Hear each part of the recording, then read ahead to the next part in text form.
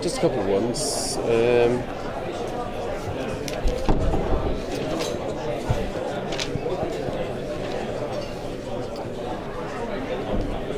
Okay, an important one first, but do you see that in this multi-channel world that we're looking at now, that journalism's actually under threat?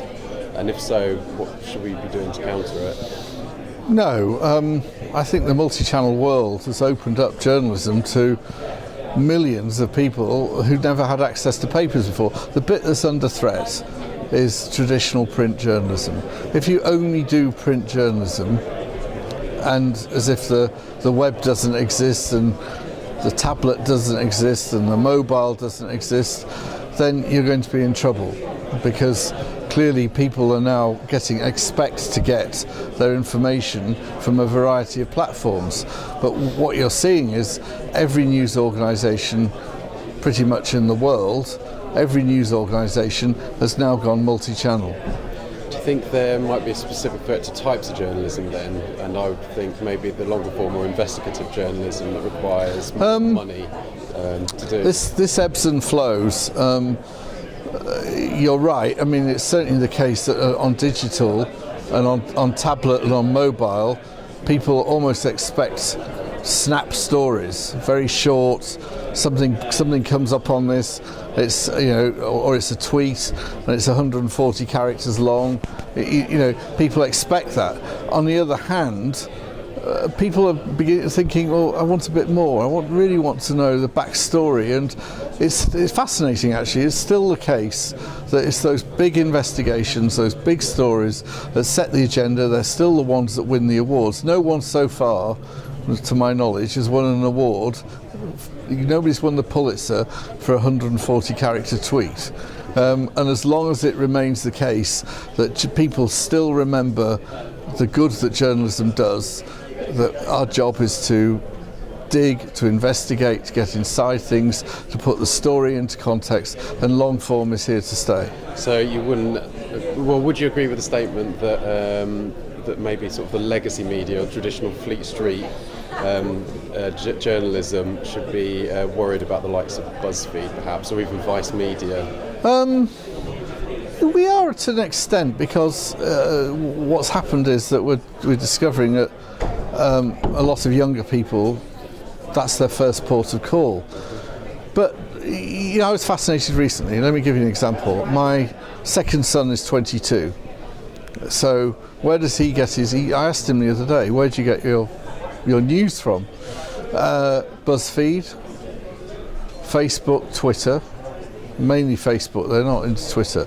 BuzzFeed and Facebook from his mates, but this is the key point, he buys newspapers when he sees them, because they're still cheap. Newspapers are very cheap, they're very good value.